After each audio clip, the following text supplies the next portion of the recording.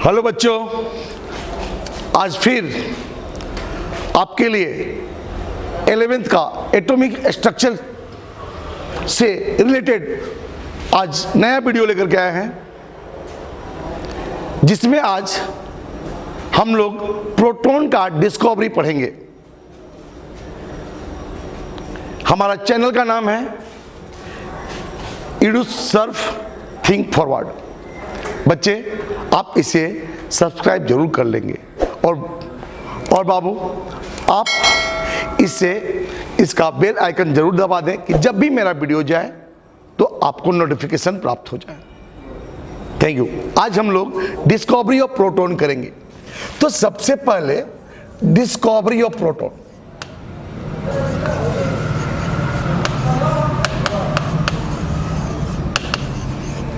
Discovery of proton, तो ये credit जाता किसको है? तो ये क्रेडिट प्रोटॉन को डिस्कवरी के लिए ये क्रेडिट जाता है गोल्डस्टीन को।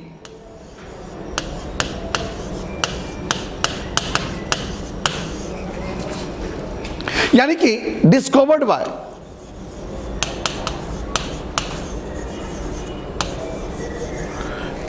Bye Goldstein. अगर आपसे पूछा जाए कि प्रोटॉन का डिस्कवरी किसने किया था, तो गोल्डस्टीन ने। बाबू, रदरफोर्ड पहले व्यक्ति थे जिन्होंने कहा था कि proton is positively charge particle. कोई बुक, जैसे यूपी वाले लोग, प्रोटॉन का डिस्कवरी को डिस्कवरर दे देते हैं रदरफोर्ड। ठीक है, हम लोग इस गोल्डस्टीन ने क्या किया, एकदम कुछ नया नहीं किया, सेम वही चीज किया जो कैथोड रे ट्यूब में किए थे हम लोग इलेक्ट्रॉन के डिस्कवरी के लिए। बहुत ज्यादा नहीं, बस सिर्फ जो कैथोड लिया गया था वो परफोरेटेड लिया गया था, यानी छिद्र युक्त लिया गया था। उन्होंने क्या किया कि बाबू, ऐसा एक ट्यूब ले लिया,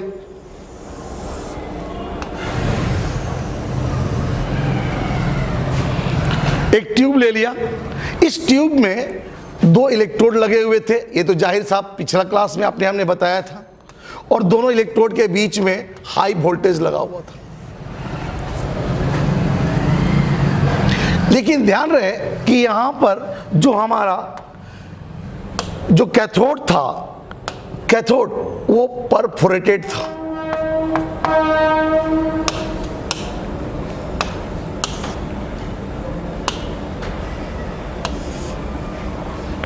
जो कैथोड था वो परफोरेटेड कैथोड था।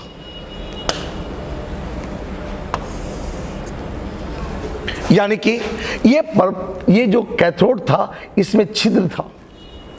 ये कैथोड हमारा बस कुछ ज्यादा अंतर नहीं था, परफोरेटेड।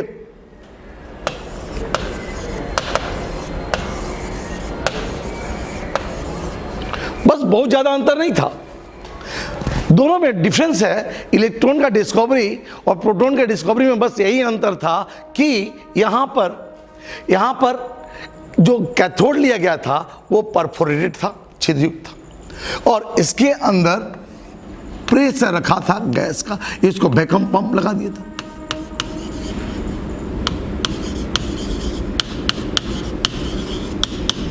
वैक्यूम पंप डाल दिए। वैक्यूम पंप डालने से इसका प्रेशर क्या हो गया, कम हो गया। वैक्यूम पंप डालने से इसका प्रेशर क्या हो गया, कम हो गया।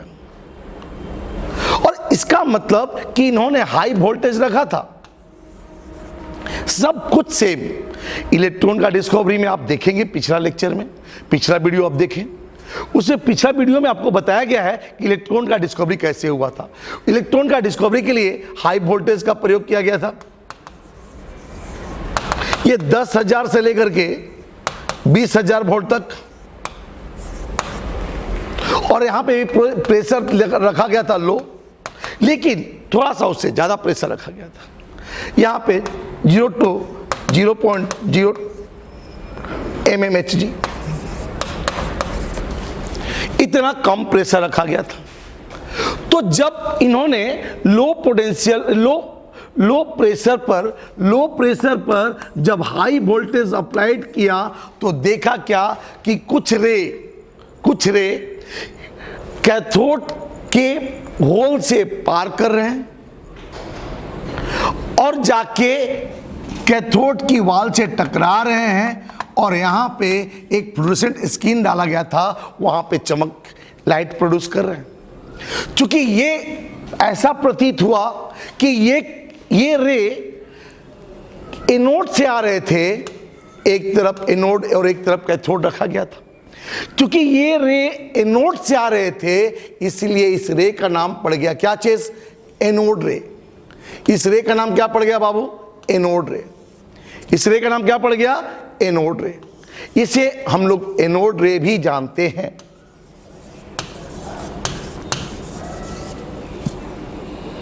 क्योंकि ये कैथोड प्लेट के होल से पास कर रहा था, कैथोड प्लेट के होल से पास कर रहा था, इसलिए इस रे को केनाल रे भी बोलते हैं।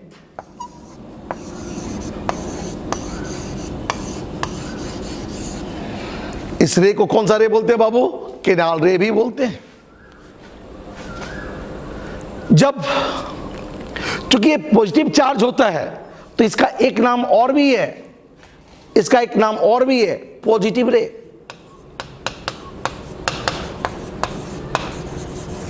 फिर से आप समझें, गोल्डस्टीन ने क्या किया, कैसे प्रयोग किया? डिस्चार्ज ट्यूब लिया, सेम जैसे इलेक्ट्रॉन का डिस्कवरी में हुआ। डिस्चार्ज ट्यूब लिया, डिस्चार्ज ट्यूब लेने के बाद उस डिस्चार्ज ट्यूब में एक एनोड लिया, 2 मेटल रड लिया, एक एनोड लिया, एक कैथोड लिया। लेकिन कैथोड परफोरेटेड था, छिद्रयुक्त था।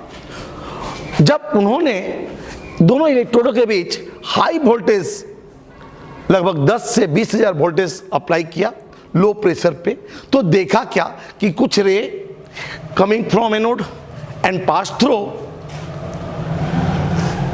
Cathode whole.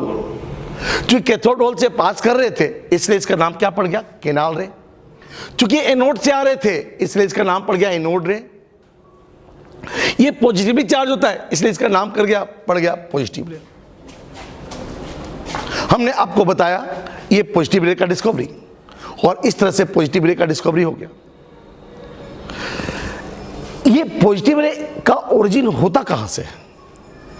Origin of positive रे।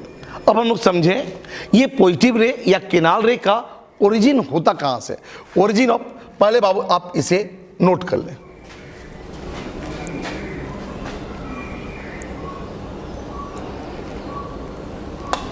अब देखिए, इस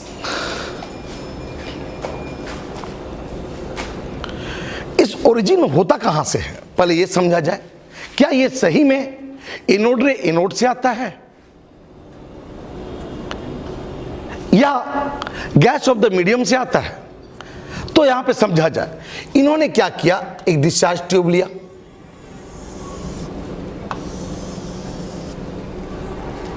डिस्चार्ज ट्यूब लिया, एक तरफ एनोड ले लिया,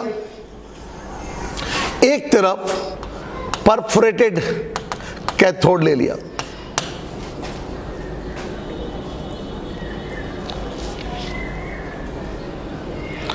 जब हाई वोल्टेज अप्लाई किया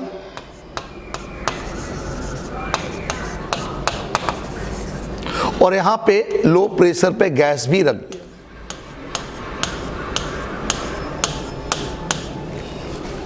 लो प्रेशर पर गैस भी रख दिया, तो देखा क्या गया कि जब हाई वोल्टेज पे लगभग 10,000 से लेकर के 20,000 वोल्ट पर लो प्रेशर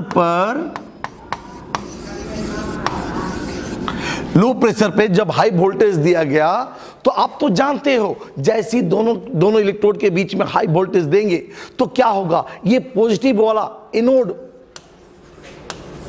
इस कैथोड के इलेक्ट्रॉन को अट्रैक्ट करेगा, वो जोरदार खींचेगा।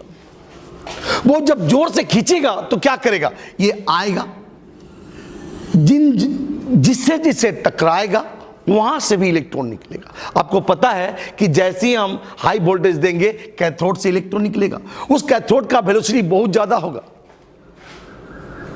उस कैथोड से वेलोसिटी क्या होगा, कैथोड से निकला इलेक्ट्रॉन का वेलोसिटी क्या होगा, बहुत हाई होगा। अब ये इलेक्ट्रॉन टकराएगा किससे, किससे टकराएगा, तो जो गैस ऑफ द मीडियम में, जो मीडियम में इस डिस्चार्ज ट्यूब के अंदर जो गैस रखा गया है उससे जाकर टकराता है। और जैसे ही टकराता है, जैसे ही टकराता है तो टकराने से यहां से भी इलेक्ट्रॉन बाहर निकलता है और ये इलेक्ट्रॉन भी कैथोड रे बन जाता है।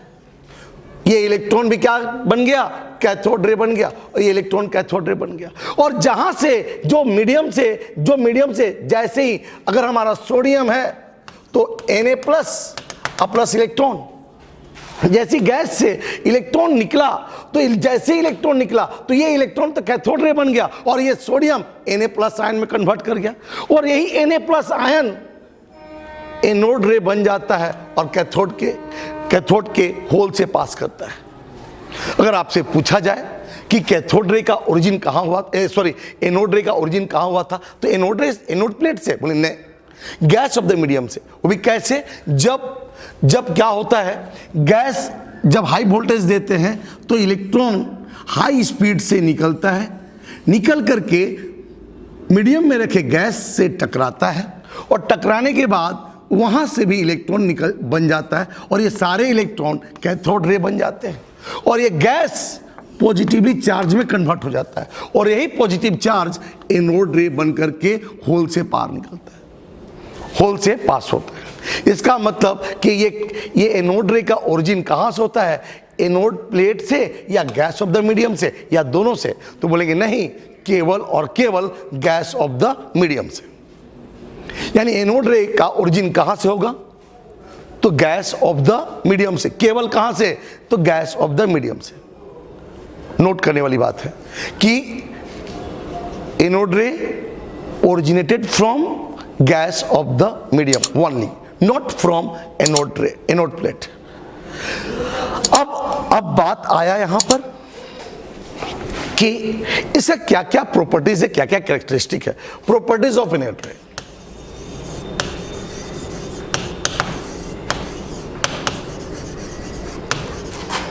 प्रॉपर्टीज ऑफ एनोड रे।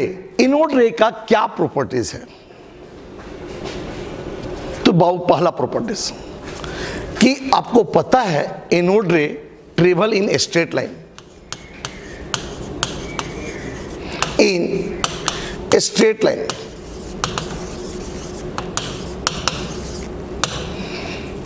Travel in straight line. अच्छा, अब ये दूसरा पॉइंट कि बाबू आपको क्या पता चला यहां से कि ये कैथोड रे, ये जो गैस है, ये गैस ही ना, गैस से जब इलेक्ट्रॉन निकल जाता है तो यही एनोड रे बन जाता है। इसका मतलब it is made up of material particle. किससे बना होता है जदिता बाबू, it is made up of किससे, made up of material particle.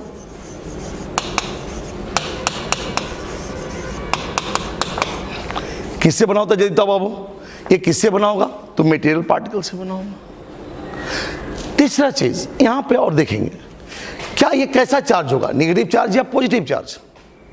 क्योंकि यहां से इलेक्ट्रॉन निकल जाने के बाद ये पॉजिटिवली चार्ज में कन्वर्ट हो जाता है, इसलिए यह कैसा होगा, it is positively charge.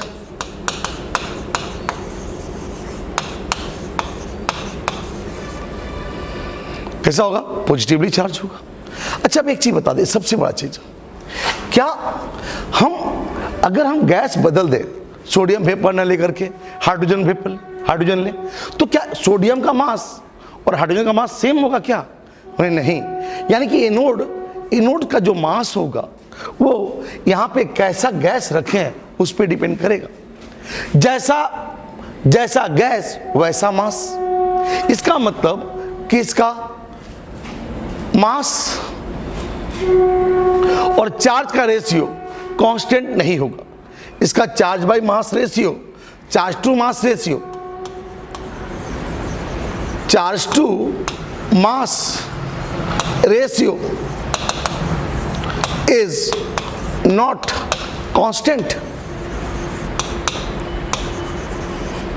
Charge to mass ratio अगर बोलेगा एनोड रे का charge to mass ratio constant है, बोले नहीं। क्यों क्यों क्यों नहीं, क्यों नहीं? कि जैसा मास, जैसा गैस लेंगे वैसा उसका मास होगा और उसी के अनुसार उसका चार्ज होगा।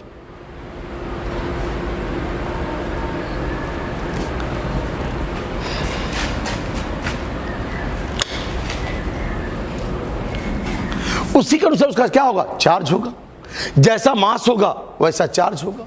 इसका मतलब इसका मास कांस्टेंट नहीं है, इसका मास डिपेंड करता है कि आपके मीडियम में कैसा गैस रखा गया है, मीडियम में कैसा गैस रखा गया है। जैसा गैस होगा वैसा इसका मास होगा। अब देखिए यहां पे तीसरा, इसका मतलब कि इसका चार्ज और mass ratio, charge to mass ratio is not constant, depends upon, ये किस पे डिपेंड करेगा? Depends upon gas of the medium.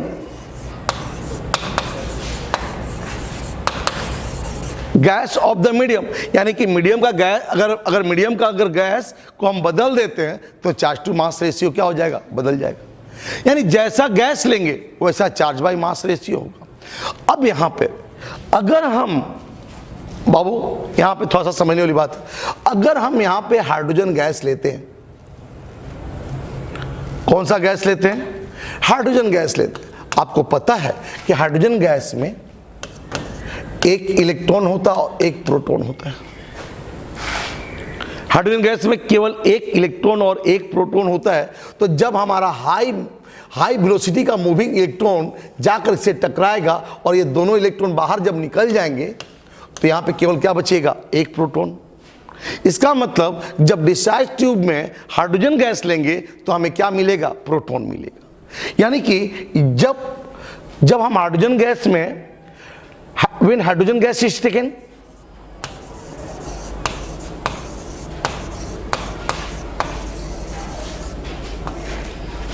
जब hydrogen gas is taken,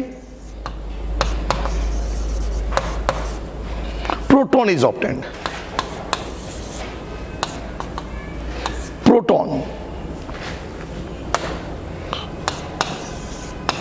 proton is obtained. यानी कि जब हाइड्रोजन गैस लेंगे तो आपका प्रोटॉन प्राप्त होगा। इसका मतलब डिस्चार्ज ट्यूब में अगर प्रोटॉन निकालना है, प्रोटॉन प्राप्त करना है तो डिस्चार्ज ट्यूब में आपको क्या लेना पड़ेगा? प्रोटॉन। और प्रोटॉन को किससे डिनोट करते हैं? H+ आयन से। प्रोटॉन किससे डिनोट करते हैं? तो H+ आयन से। दिमाग में रखें। तो आपने क्या जाने? एनोड रे स्ट्रेट लाइन में ट्रेवल करेगा, जाहिर सी बात है। मटेरियल पार्टिकल से बना होगा, पॉजिटिवली चार्ज होगा। इसका चार्ज तथा mass ratio, charge to mass ratio constant नहीं होगा। ये किस पे डिपेंड करेगा? तो गैस ऑफ द मीडियम पे। जैसा गैस लेंगे वैसा चार्ज बटा मास रेशियो डिपेंड करेगा। अगर इसको गैस बदल देंगे तो चार्ज बटा मास रेशियो भी क्या हो जाएगा? बदल जाएगा। इसके बाद जब हाइड्रोजन गैस लिया जाता है तो आपको प्रोटॉन प्राप्त होता है और प्रोटॉन को H+ आयन से डिनोट करते हैं।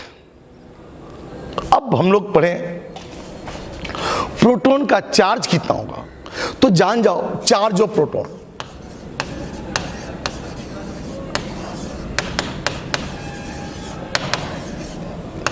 चार्ज ऑफ प्रोटॉन अगर बोला जाए एब्सोल्यूट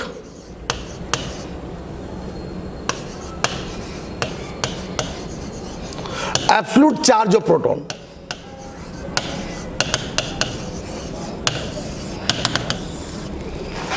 अगर बोला जाए प्रोटॉन का एब्सोल्यूट चार्ज कितना होता है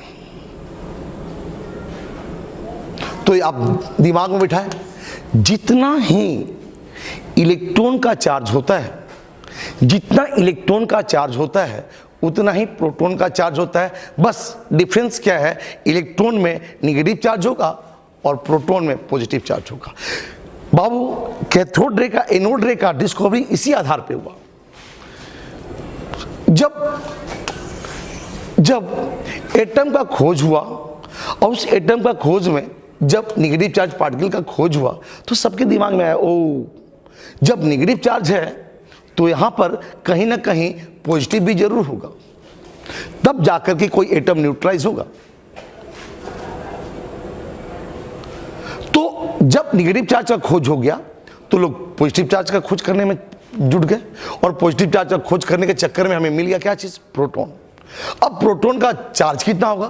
तो जाहिर सी बात है जितना इलेक्ट्रॉन का चार्ज होगा उतना ही क्या होगा? प्रोटॉन का चार्ज होगा। यानी इलेक्ट्रॉन का चार्ज और प्रोटॉन का चार्ज में कोई ज्यादा डिफरेंस नहीं है।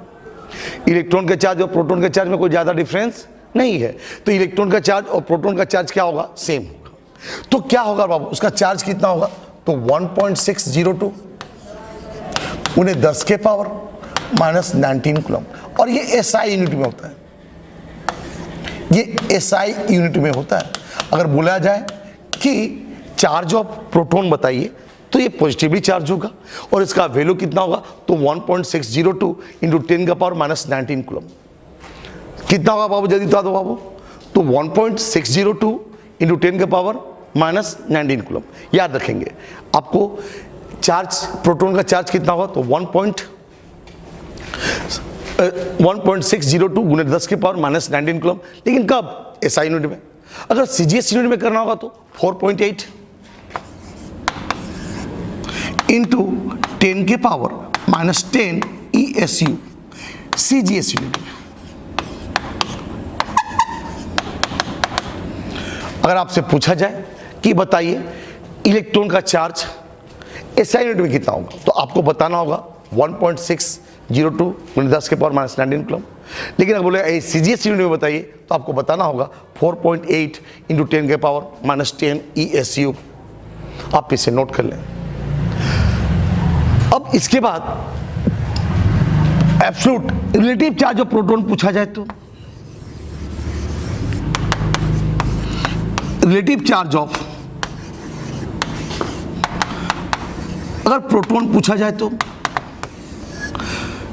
रिलेटिव चार्ज ऑफ प्रोटॉन पूछा जाए तो बाबू उसका रिलेटिव चार्ज को, प्रोटॉन का चार्ज को 1 यूनिट माना जाता है और चूंकि पॉजिटिवली चार्ज से +1 यूनिट। यानी कि अगर बोला जाए कि उसका चार्ज का एब्सोल्यूट चार्ज कितना होगा तो 1.602 इंटू 10 के पावर माइनस 19 कूलम। अगर बोला जाए कि रिलेटिव चार्ज कितना होगा तो +1 यूनिट, +1 यूनिट। याद रखेंगे +1 यूनिट। अब आप इसे नोट कर लें। देखिए बाबू, अब हम लोग बात करते हैं मास ऑफ प्रोटॉन। क्या यूज किया जाए? अब mass of proton, mass of proton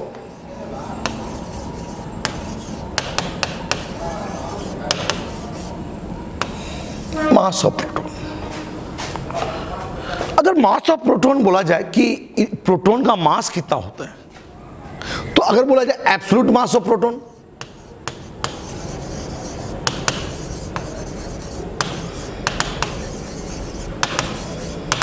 अगर एब्सोल्यूट मास ऑफ प्रोटॉन बोला जाए तो आप कितना बोलोगे? तो 1.67 इंटू 10 के पावर माइनस 24 ग्राम।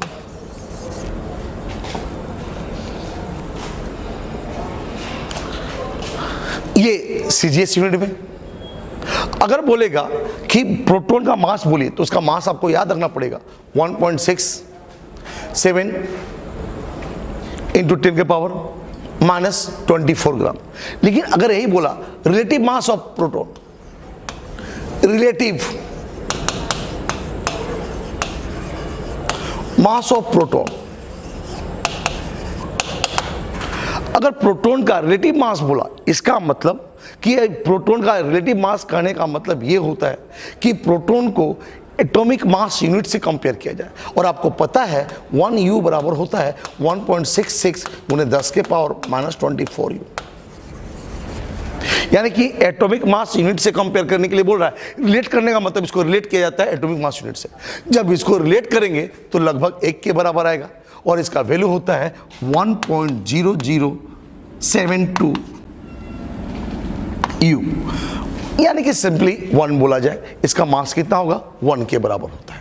तो आप बताओ, प्रोटॉन का डिस्कवरी जाने, ये प्रोटॉन को किसने डिस्कवर्ड किया? तो गोल्डस्टीन ने। रदरफोर्ड पहले साइंटिस्ट थे जिन्होंने कहा था कि पॉजिटिव चार्ज होता है, प्रोटॉन पॉजिटिवली चार्ज होता है।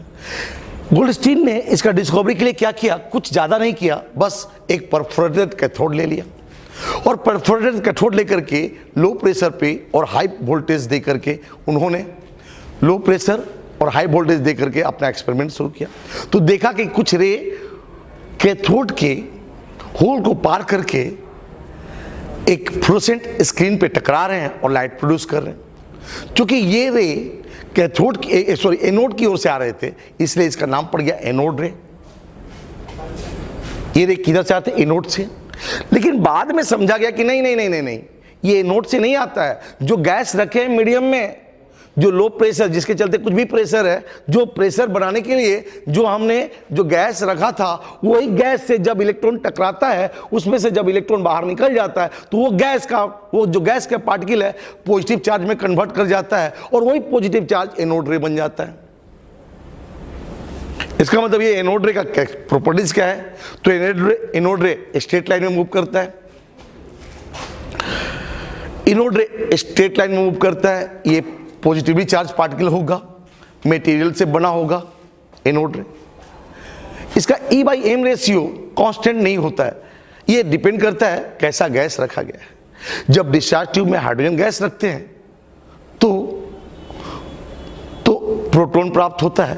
प्रोटॉन का चार्ज आपको याद रखना पड़ेगा 1.602 इंटू 10⁻⁻19 कूलम, और उसका CGS यूनिट में याद रखना पड़ेगा 4.8 इंटू 10⁻10 ESU। मास याद रखना पड़ेगा 1.672 इंटू 10⁻24 ग्राम। और अगर हम एटॉमिक मास यूनिट से इस मास को कंपेयर करते हैं तो इसका लगभग मान आता है 1। बाबू, प्रोटॉन का डिस्कवरी तो खत्म हो गया। अब यहाँ पे प्रॉब्लम दूर नहीं हुआ। जब हम पाया गया कि यहाँ पे इलेक्ट्रॉन होता है और प्रोटॉन होता है, जब हम इलेक्ट्रॉन और प्रोटॉन का मास को जोड़ते हैं तो देखते क्या, एटम का मास इन इलेक्ट्रॉन और प्रोटॉन के मास से ज़्यादा है। यानी एटम का मास इलेक्ट्रॉन और प्रोटॉन के मास से अभी भी ज़्यादा है। इसका मतलब कि अभी यहाँ पे और कोई ना कोई चीज़ है जिसका खोज करना बाकी है। यानी कि जब खोज हुआ इलेक्ट्रॉन का, जब खोज हुआ प्रोटॉन का, और इसका मतलब कि इलेक्ट्रॉन और प्रोटॉन का जो मास होना चाहिए वो एटम के मास के बराबर होना चाहिए। अगर बाय द वे मान लिया जाए कि दोनों का मास 10 ग्राम है तो एटम का मास भी 10 ग्राम होना चाहिए, लेकिन एटम का मास 12 ग्राम होता है। इसका मतलब कि एटम में अभी कोई ना कोई चीज है जिसका अभी खोजा जाना बाकी है। दुनिया के सारे साइंटिस्ट फिर लग गए उस नए पार्टिकल का खोज करने में, और सारे लोग डिस्चार्ज ट्यूब पे खोज करते हैं। लेकिन उस पार्टिकल खोज करने से पहले हम लोग को समझना होगा रेडियो एक्टिविटी। तो हम लोग पहले रेडियो एक्टिविटी समझा जाए। Thank you.